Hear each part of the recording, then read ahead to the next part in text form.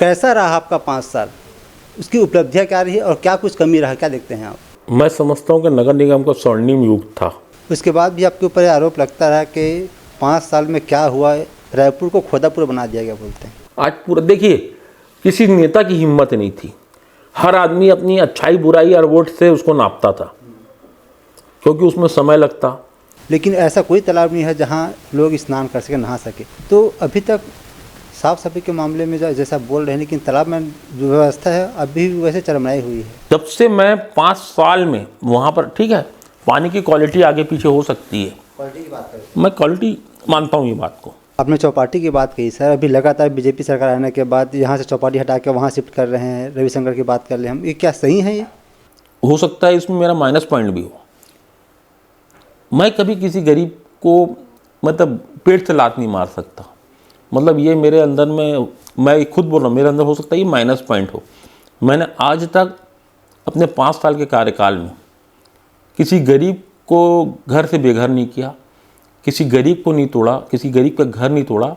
और दूसरी सबसे बड़ी चीज़, मैंने किसी भी दुकानदार को नहीं हटाया। हमारे साथ इतना भेदभाव हुआ है कि क्योंकि हम बीजेपी पार्टी से आते हैं तो हमें फंडिंग के लिए तरसाया गया है, वही कांग्रेस पार्टी के लिए फंडिंग ज़्यादा दे रहे हैं। क्या ऐसा कुछ हुआ है? देखिए, अब ये भारतीय जनता पार्टी के एक बार ये बात सामान्य सभा में उठ गई। सामान्य सभा में ये बात उठ गई कि आप फलाना फलाना, आप भेदभाव करते हो, ये करते हो, वो करते हो। चूँकि रायपुर के मेयर आप हैं, आपको टिकट नहीं दिया गया है, और जो आपको यहाँ से जो प्रभारी बनाया गया था, आपके देख रेख में जो चुनाव लड़ रहे थे, तो कहीं ना कहीं एक जो कास्ट फैक्टर आता है वो हावी हो गया, इसलिए आपके प्रत्याशी है कांग्रेस पार्टी के। तो देखिए, रायपुर में राम सुंदर दास जी चुनाव हारे हैं, तो इसके पीछे सबको मालूम है कि महातारी बंधन योजना का फॉर्म भकाभक 70 लाख लोगों का फॉर्म भराया गया। आपके सामने सबसे बड़ी चुनौती क्या थी जब आप पहली बार महापौर बन कर आए थे? तो ये देखिए, चुनौती बहुत सारी थी। मैंने पहले कहा कि रायपुर शहर था, रायपुर राजधानी का अनुरूप नहीं था। रायपुर 2 चीज़ के लिए फेमस है, रायपुर तालाबों का शहर कहा जाता है, रायपुर मंदिरों का शहर कहा जाता है। प्रत्यक्ष रूप से चुनाव होने वाले हैं नगर निगम में, तो क्या लगता है कि सही है अब जनता चुनेगी महापौर? देखिए, पहले अगर पार्षद लोग भी चुनते थे तो कहीं गलत नहीं था, वो भी प्रतिनिधि बन के ही आते थे। जी, आपको ऐसा लगता है कुछ चीज़ अंदर में है कि मुझे ये काम करना था लेकिन नहीं कर पाया? मुझे लगता है कि मेरा रेलवे वाला प्रोजेक्ट रह गया। मुझे मेट्रो और यहाँ पर लाइट मेट्रो रेल चलाने का बहुत मन था। रायपुर नगर निगम के लिए सामान्य सीट यहाँ निकल कर सामने आया है, तो इस बार के चुनाव में आपकी क्या भूमिका होने वाली है? रायपुर में जिस तरीके का विकास की गंगा बही है, उसके आधार पे उसका 1 साल हुआ है बीजेपी की सरकार को छत्तीसगढ़ में, लेकिन जो अपराध की ग्राफ है वो तेज़ी से बढ़ा है। तो रायपुर में जो ग्राफ बढ़े हैं, बीजेपी का कहना है कि इसके पीछे कांग्रेस वालों का हाथ है। आपको क्या लगता है कि कांग्रेस वाले सब अपराध? अरे ये तो जो भी हो रहा है तो कांग्रेस का हाथ है। उधर से कोई गिर रहा है तो कांग्रेस का हाथ है, इधर से कोई एक्सीडेंट हो रहा है तो कांग्रेस का हाथ है, उधर किसी की हत्या हो रही है तो बोलते कांग्रेस का हाथ है।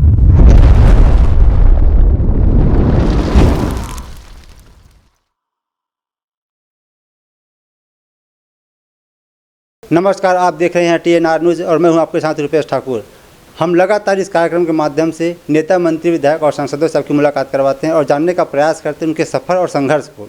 आज हमारे साथ मेहमान हैं रायपुर के प्रथम व्यक्ति और महापौर एजाज ढेबर जी। आपका बहुत बहुत स्वागत है। शुरुआत करेंगे सर, उससे पहले कैसा रहा आपका 5 साल, उसकी उपलब्धियाँ क्या रही और क्या कुछ कमी रहा, क्या देखते हैं आप? देखिए, 5 साल मैं समझता हूँ कि नगर निगम का स्वर्णिम युग था। उसके पीछे सबसे बड़ा कारण ये था कि नगर निगम में डबल इंजन की सरकार थी। राज्य में भी हमारी सरकार थी और नगर निगम में भी हमारी सरकार थी। इतने काम जितने 5 साल में अभी हुए, वो पिछले 25 साल में इतने कभी काम इस रायपुर नगर निगम में नहीं हुए। विकास की पूरी तरीके से गंगा बही है। ऐसा कोई काम नहीं है जो रायपुर नगर निगम में नहीं हुए। एक बात मैं आपको बताना चाहता हूँ आपके चैनल के माध्यम से, रायपुर राजधानी के हिसाब से नहीं बसा था। रायपुर एक छत्तीसगढ़ का एक हिस्सा था जो एक रायपुर जिला कहलाता था। रायपुर एक शहर था। छत्तीसगढ़ बना, छत्तीसगढ़ की राजधानी रायपुर बनी। रायपुर को राजधानी के अनुरूप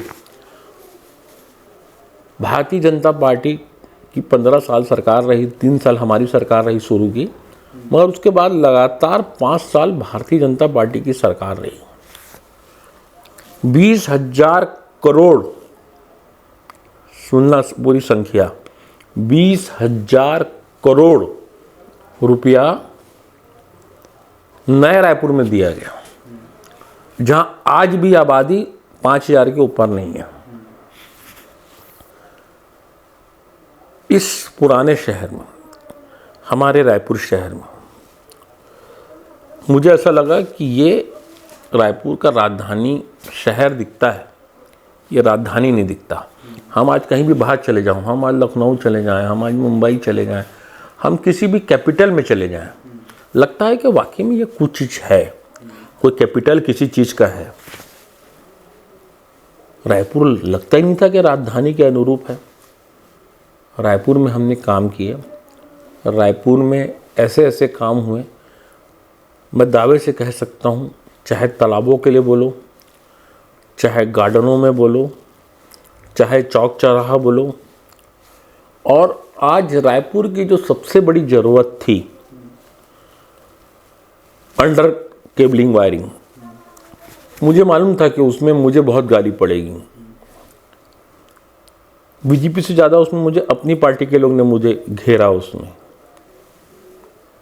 मैंने पूरे शहर में गड्ढे करवाए, मगर आज देखो उसी शहर में नहीं, देखी बात, मैं अगर मेरे अंदर जो बुराई है उसको मैं बता रहा हूँ, और वो कैसे अच्छाई में बदली। मुझे पता था कि लोग मुझे गाली बकेंगे, गड्ढे होंगे, लोग थोड़ा सा गिरेंगे, ये होंगे, मगर आज वही शहर, वही जयस्तंभ, वही मालविया रोड, वही एमजी रोड, वही गुड़ियारी, वही फाफड्डी, आज बूढ़ा पारा जाके बूढ़ा तालाब का पूरा पेरी फेरी घूम लो आप नेहरू नगर से, क्या शानदार दिखता है। उसके बाद भी आपके ऊपर आरोप लगता रहा कि 5 साल में क्या हुआ, रायपुर को खोदापुर बना दिया गया बोलते हैं। अभी कहाँ खोदापुर है, अभी तो पूरा बन गया। खोदापुर की मैं तो खुद एक्सेप्ट करता हूँ, जिस बात को मैं स्वयं एक्सेप्ट कर रहा हूँ कि ठीक है कुछ परेशानी हुई है रायपुर शहर के लोगों को, मगर बाद में जो अच्छा हुआ, बाद में आज हमारा पूरा शहर का एक भी वायर नहीं दिखता ऊपर में, हमारा शहर पूरा खूबसूरत दिखता है।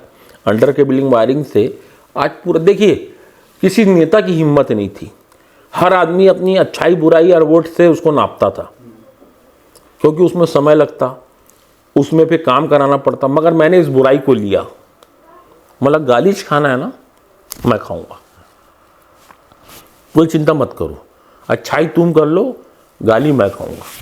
और आज रायपुर शहर में वही उसी जो लोग गुजरते हैं, जो लोग मुझे गाली बकते थे, आज बोल रहे नहीं यार काम तो बहुत अच्छा हुआ। और हमें थोड़ी मालूम कि इतना भयंकर काम हो रहा है। पूरी के पूरे हमारे रायपुर शहर के वायर जो ऊपर पूरे झुंड के झुंड दिखते थे, आज वो जमीन के नीचे गए थे। बाजार को व्यवस्थापन का हमने काम किया, रायपुर को 6वें नंबर पे सफाई पे लाके 5,600 शहरों में 6वें नंबर पे शहर पे मेरे कार्यकाल में आया है। एसटीपी प्लांट, फिल्टर प्लांट, आपको याद होगा भाई साहब, इसी रायपुर शहर में हर 2 साल की आड़ में 2014 में पीलिया फैला, 2016 में पीलिया फैला, 2018 में पीलिया फैला, 2020 में भी पीलिया फैला। मुझे बता दो 21 में कोई पीलिया फैला क्या? 22 में कोई पीलिया फैला क्या? 23 में भी पीलिया कोई फैला क्या? 24 में कोई पीलिया फैला क्या? पीलिया क्या आपको मरीज में? यही रायपुर शहर है जहां पर 5-5, 6-6 हज़ार, 8-8, 9-9 हज़ार पीलिया के मजदूर मतलब मरीज मिलते थे। अब क्यों नहीं मिलते? क्योंकि फिल्टर प्लांट में किसी ने आज तक कोई भी जनप्रतिनिधि झांकने तक नहीं गया था। आज तक किसी ने उसका वास्तविक कारण नहीं पता नहीं लगाया था। वहाँ एक फिल्टर बेल्ट होता है जिसमें पानी पूरा पानी वहाँ पर उसको फिल्टर किया जाता है। 12 फिल्टर वो होते बेल्ट होते हैं, उसमें 12 होने के बाद फिर वो मेन फिल्टर में आता है, फिर पानी पूरा उसमें जाके फिर प्लांट में जाता है। उसको इतने बड़े बड़े कचरे, इतने बड़े बड़े कीड़े, उसको अगर पानी को अगर कोई वास्तविक में कोई देख ले तो मैं दावे से कह सकता हूँ कि हम रायपुर शहर का पानी नहीं पिएंगे। मैं गया वहाँ, पूरा देखा, अधिकारियों के ऊपर चिल्लाया, और मैंने वहाँ पर पूरे एक एक फिल्टर जो बेल्ट थे 12 सबको ठीक कराया। और आज भगवान की दया है, ईश्वर की दया है, ऊपर वाले की दया है कि नथिंग 1% एक भी कोई पीलिया का मरीज हमारे शहर में नहीं मिलता है। ये उपलब्धि है मेरी। जी, रायपुर में लगभग 3 से 4 दर्जन ऐसे तालाब यहाँ हैं, लेकिन ऐसा कोई तालाब नहीं है जहाँ लोग स्नान कर सके, नहा सके। तो अभी तक साफ़ सफाई के मामले में जैसा बोल रहे हैं, लेकिन तालाब में जो व्यवस्था है अभी भी वैसे चरमराई हुई है। एक तालाब का नाम बताओ, मैं फिर आपको बताऊंगा क्या। जैसे कि बूढ़ा तालाब, महाराजगंज तालाब। बूढ़ा तालाब में क्यों नहाना, आप नहाने की व्यवस्था नहीं की, सुंदर नहीं हुआ, क्या बता रहे हैं? साफ सफाई जो पानी है बहुत गंदा है, ऐसे एक सर्वे हुआ था अभी। भैया देखिए, वो वही बूढ़ा तालाब है ना, जिसको तालाब तो पानी था ही नहीं, जलकुंभी थी। उसी तालाब में तो क्या बाकी सब नेता लोग मेरे पीछे पड़ गए क्या? जैसे वो तालाब अच्छा बन गया तो लोगों को सोचा कि आजाद ढेबर अब बहुत बड़ा नेता बन जाएगा। 800 ट्रक कचरा उस तालाब से निकला है, और मैं स्वयं खड़े होकर निकाला हूं। और जितना बड़ा दिख रही बिल्डिंग, उतने बड़े बड़े वहां पर जलकुंभी थी, गाद थी।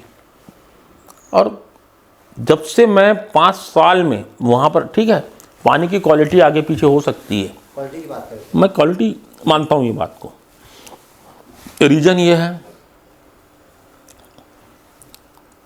बूढ़ा तालाब के बीच में देखना एक नाला है। वो नाला छोटा सा नहर, नाला भी नहीं बोलेंगे उसको, नहर है। वो नहर से पहले पानी महाराजगंज में जाता था। पानी क्या है, सर्वाइकल होता, पानी सर्वाइव होता था, पानी बहता था। अब वो पूरी तरीके से बंद हो गया है। पानी जब एक जगह इकट्ठा पड़े रहेगा तो स्वाभाविक है, साइंटिफिक दृष्टि से वो पानी कहीं ना कहीं उसकी खराबी आएगी। मगर मैं दावा करता हूँ, आपके ये TNR चैनल के माध्यम से मैं दावा करता हूँ, अभी आप मेरे साथ चलो, अगर वहाँ पर एक भी गाद, एक भी जलकुंभी, देखिए मैं पानी की टेस्टिंग की बात नहीं कर रहा हूँ, हो सकता है उस बात को मैं खुद स्वीकार कर रहा हूँ, पानी की टेस्टिंग में कुछ खराबी हो सकती है, मगर एक भी गाद, एक भी गंदगी, एक भी जलकुंभी मिलेगी तो मैं राजनीति छोड़ दूंगा। ये है मेरी उपलब्धिता। ये वही बूढ़ा तालाब है ना जहाँ लोग नाक बंद करके गुजरते थे, ये वही बूढ़ा तालाब है ना जहाँ से लोग गुजरने में डरते थे, ये वही बूढ़ा तालाब है ना जहाँ पर पूरी वहाँ गाय भैंस सब आके नहाया करती थी। अब क्यों नहीं दिखता? भाई साहब, उस बूढ़ा तालाब को इतना सवारा सजाया गया, इतना सुंदर बनाया गया, 5 से 6 हज़ार लोग डेली उस बूढ़ा तालाब में आते थे, क्योंकि मिडिल क्लास के लिए और जो गरीब लोगों के लिए कुछ यहाँ व्यवस्था थी नहीं, और उनको ध्यान में रख के मैंने उसको बनवाया था। फिर जैसे इनकी सरकार आई, इन्होंने उसको पर्यटन विभाग को दे दिया, एक बीच में रास्ता खोल दिए, बहुत बड़ा रास्ता खुल गया, और ऊपर में लिख दिया हम बनाए हम ही सवारेंगे। अरे मेरे बाप, 15 साल में तुम ही लोग जब सरकार थी सवार लेना था, मेरी ज़रूरत ही नहीं पड़ती। और देखिए, मैं जो काम करता है, जिसके पास विज़न होता है ना, उसकी मैं कदर भी करता हूँ। आपके पास कोई विज़न ही नहीं है, आपने वहाँ से रास्ता खोल के सीधा चौपाटी में मिला दिया, अब वहाँ चौपाटी खोल रही है। मतलब क्या करने जा रहे हैं ये लोग? आपने चौपाटी की बात कही सर, अभी लगातार बीजेपी सरकार आने के बाद यहाँ से चौपाटी हटा के वहाँ शिफ्ट कर रहे हैं। रविशंकर की बात कर ले हम, ये क्या सही है? ये नहीं, सही बात है, ये हकीकत है।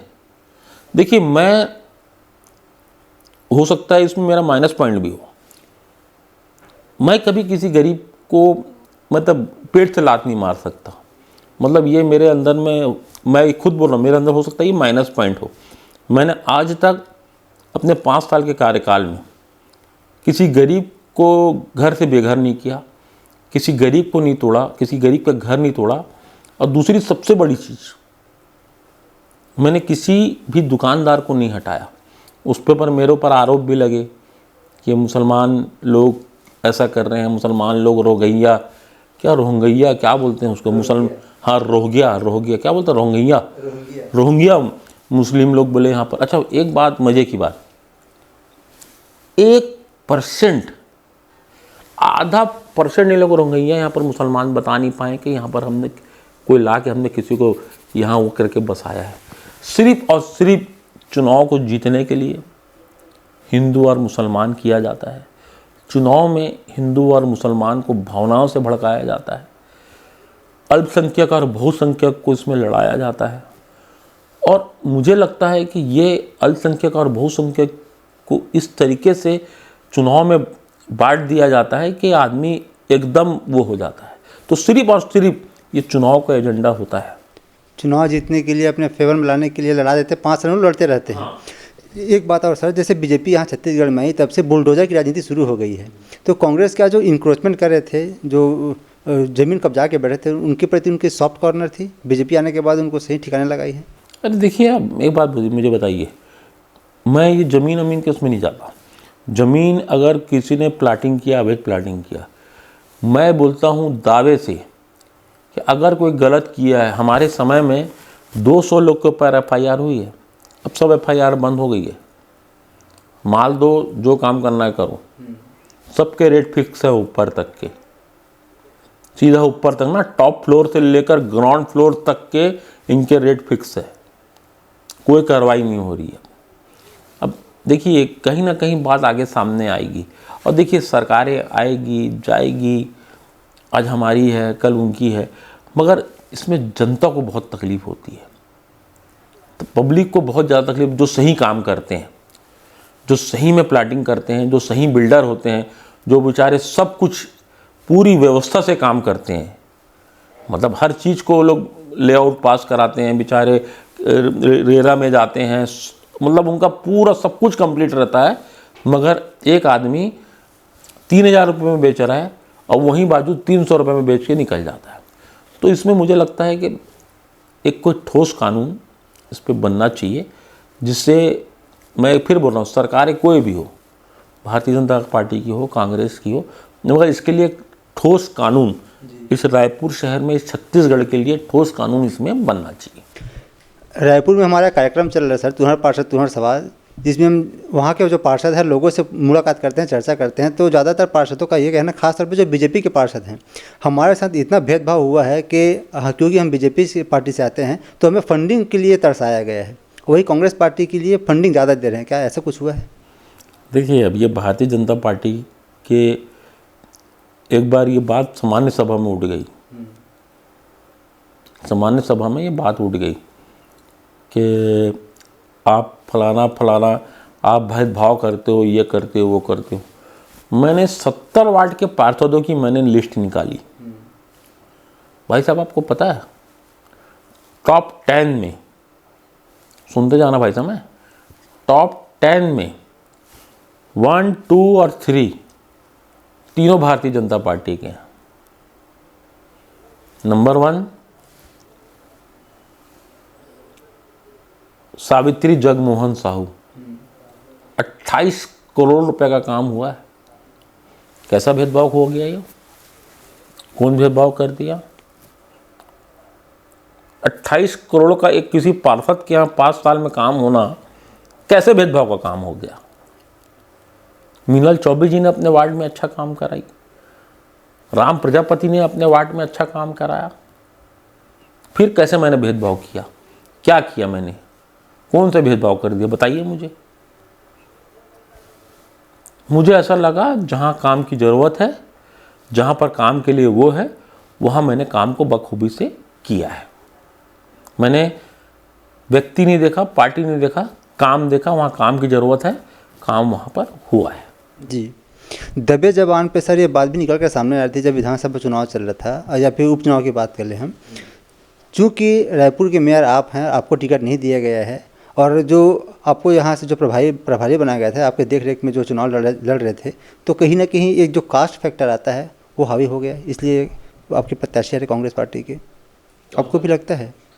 तो चुनाव हारे, तो जो चुनाव जीते हैं 35 विधायक बने हैं तो उसके लिए भी फिर उसका भी जवाबदार हम रायपुर की बात करें, खास तौर पे जो रामसुंदर दास जी हारे हैं चुनाव, उसको लेकर। अच्छा, रायपुर की बात कर रहे हैं।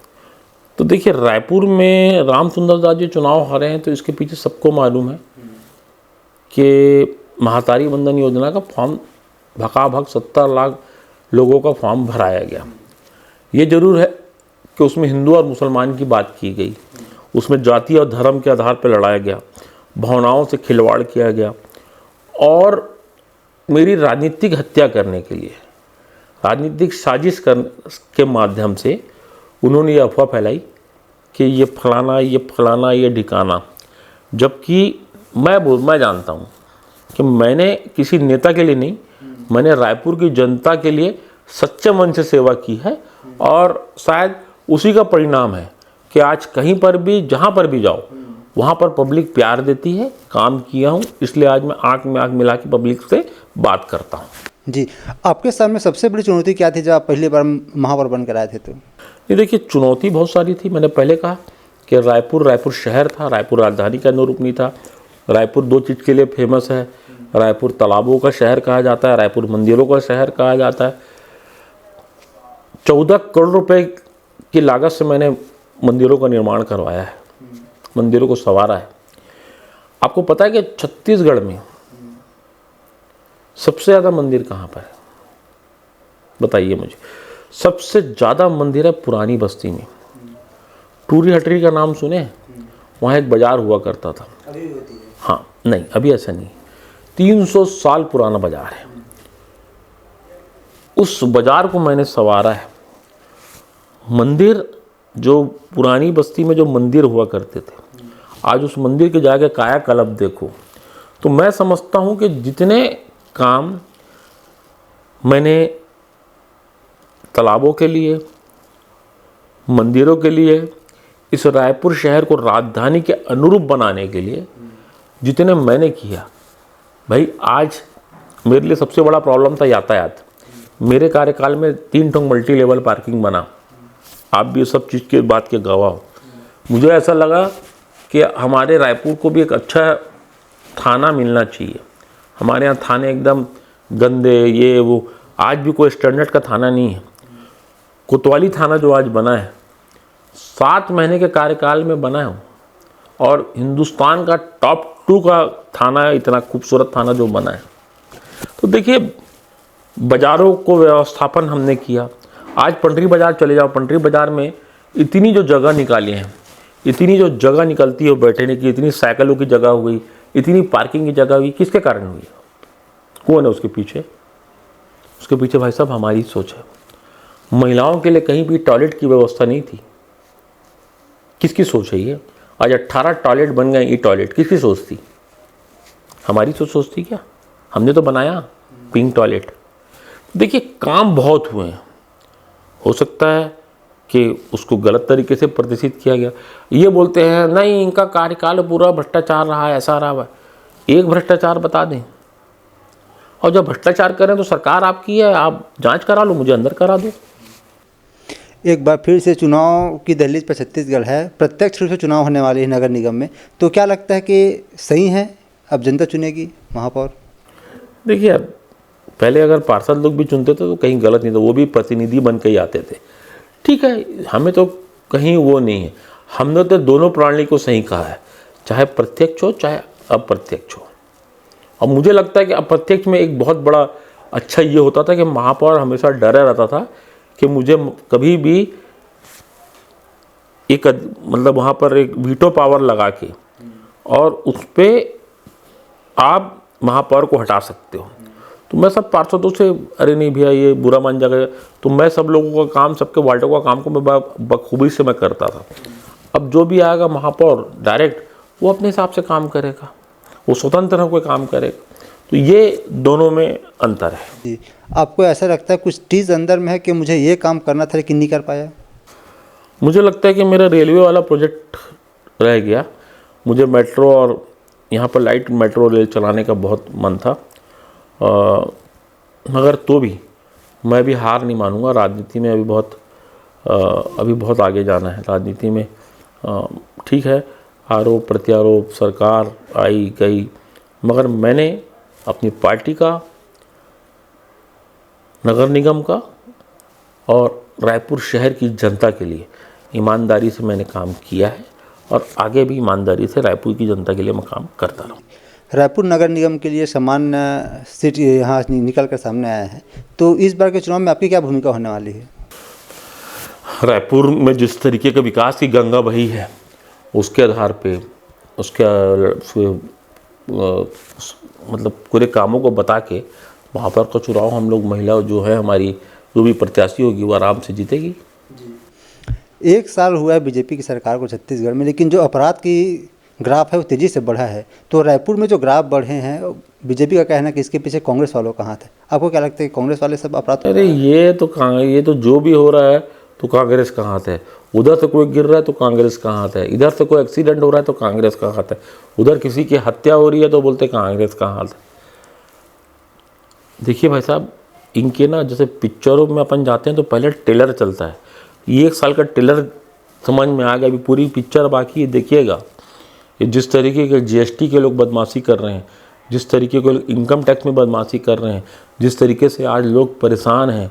आप देखो आज शिक्षकों को कितने दिन से हड़ताल पे बैठे हैं, नगर निगम के दैनिक वेतन भोगियों को देखो कितने दिन से परेशान बैठे हैं। सबको मीठा मीठा बातें करके, मीठी मीठी चुपड़ी जबातें करके इन्होंने इस सरकार को बनाई थी। देख लीजिए, अभी तो मैं बोल रहा हूँ जैसे पिक्चरों में पहले दिखाता है ना टाइटल, अभी तो खाली टाइटल चल रहा है। अभी थोड़ा जैसी होगा पूरी पिक्चर चलेगी, उसके बाद फिर लोगों को समझ में आएगा कि हमने क्या कर दिया।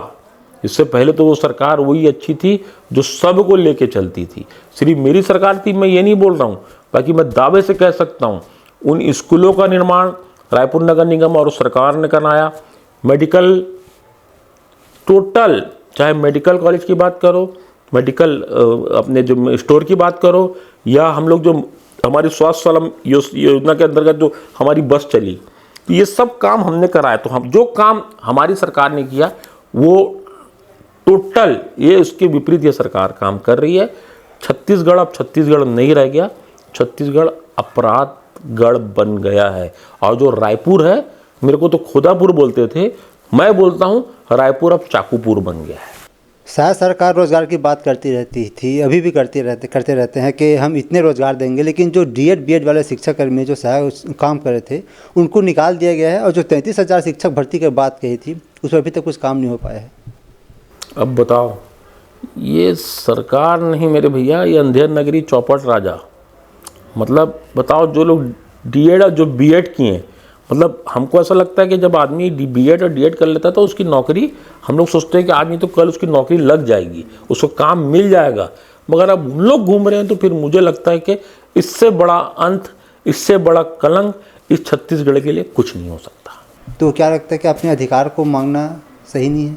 ये तो बोलते हैं कि लोकतंत्र चाहिए नहीं। इस पूरे हिंदुस्तान के अंदर लोकतंत्र है नहीं। लोकतंत्र की सीधी सीधी परिभाषा है जनता का, जनता के लिए, जनता द्वारा शासन। यहाँ की परिभाषा दूसरी है, व्यक्ति का, व्यक्ति के लिए, व्यक्ति के लिए शासन। जी, कुछ संदेश देना चाहेंगे? चुनाव के समय चल रहा है और आपको ऐसा भी लगता है कि हाँ अभी इस दिशा में आगे बढ़ना चाहिए, तो जनता को कुछ उसके लिए? देखिए, मेरे पास संदेश यही है कि अभी चुनाव है रायपुर नगर निगम के, सभी को ये चुनाव बहुत महत्वपूर्ण होते हैं हमारे लिए, क्योंकि हम एक ऐसे जनप्रतिनिधि को चुनते हैं जो सबसे पहले आपके करीब में खड़े होता है। ठीक है, हम पार्टी बेसिस पे चुनाव लड़ते हैं, मगर इसको बहुत लोग बोलते हैं कि ये चुनाव व्यक्तिगत होता है, झंडे और डंडे का चुनाव नहीं होता। हम खुद पार्टी से लड़ते हैं, तो सब लोगों को वोट करने भी जाना चाहिए। और रायपुर को जिस पोजीशन में हमने ला के रखा है 6वें नंबर पे, टॉप 10 पे आज रायपुर हमारा है। आने वाले समय में मैं उम्मीद करूँगा जो भी हमारी महापौर बनेगी कांग्रेस की, वो भी टॉप 5 में नहीं, टॉप 3 में हमारे रायपुर शहर को लाएगी। ये उम्मीद आशा है मुझे रायपुर शहर के लिए, और यही मुझे आपके माध्यम से, आपके चैनल के माध्यम से रायपुर शहर की जनता को भी, और जो नई महापौर बनने वाली है उसको भी संदेश ये देना है।